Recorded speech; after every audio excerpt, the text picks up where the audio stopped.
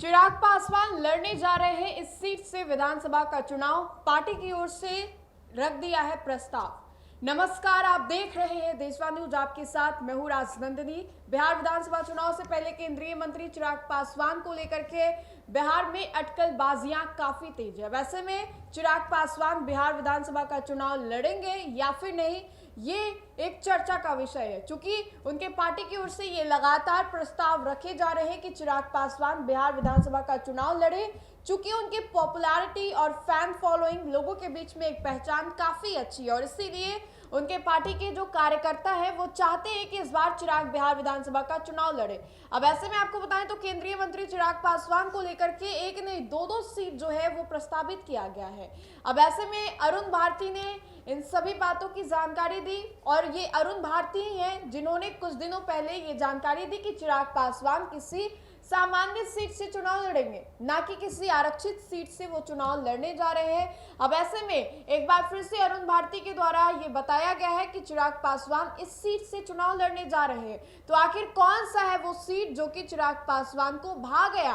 पूरे बिहार में इस सीट के पीछे आखिर चिराग पासवान ने क्यों अपनी नजर गड़ा ली? और आप जान करके ये थोड़ा अचंभव होंगे कि चिराग पासवान ने एक ऐसे सीट को चुना है और जो कयास लगाए जा रहे हैं कि ये वो सीट है जहां पर एनडीए जो है वो पूरे तरीके से कमजोर है, एनडीए यहाँ पर मजबूत नहीं है। और चिराग पासवान अगर बिहार विधानसभा का चुनाव लड़ते हैं तो ये वही सीट होने वाला है। तो आपको बताएं तो चिराग पासवान को लेकर के जो बातें चल रही हैं वो सीट कोई और नहीं बल्कि शाहाबाद है। जी हाँ, शाहाबाद वही सीट जहां पर 2020 के बिहार विधानसभा चुनाव में एनडीए का प्रदर्शन बहुत ही खराब रहा था। मात्र 2 सीट वहां पर एनडीए जीती थी। 2024 लोकसभा की बात करें, उपचुनाव की बात करें, वहां पर भी एनडीए का प्रदर्शन उतना अच्छा नहीं रहा था। और यहां पर शाहाबाद में कुल 4 जिले आते हैं, कैमूर, बक्सर, आरा और रोहतास। अब ऐसे में 4 जिले तो हैं ही, लेकिन और बक्सर में और 22 सीटें भी हैं, जिनमें से कंपटीशन जो है वो काफी ज्यादा बढ़ जाता है।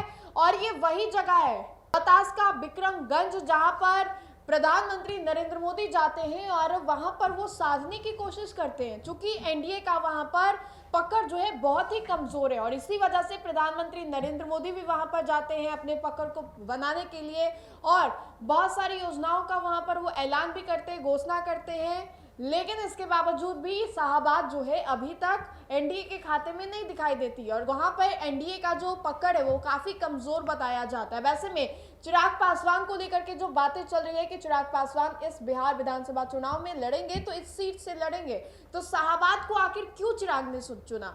अब देखिए, चिराग पासवान खुद को दलित का नेता बताते हैं, लेकिन चूंकि उनकी पॉपुलैरिटी काफी ज्यादा है तो अरुण भारती के द्वारा ही कहा गया है कि चिराग पासवान किसी जाति विशेष के नेता नहीं है। चिराग पासवान एक नेता है और उस समाज के नेता है जहां पर सभी वर्ग, सभी जाति के लोग रहते हैं। वैसे में जब चिराग पासवान को लेकर के ये बातें चली तो चिराग पासवान एक ऐसे सीट पर लड़ने की सोच रहे हैं जहां पर एनडीए की पकड़ कमजोर है। अब ये भी हो सकता है कि चिराग पासवान ये देखना चाहते हैं कि अगर एनडीए की पकड़ कमजोर है तो क्या चिराग मैजिक यहाँ पर काम करेगा?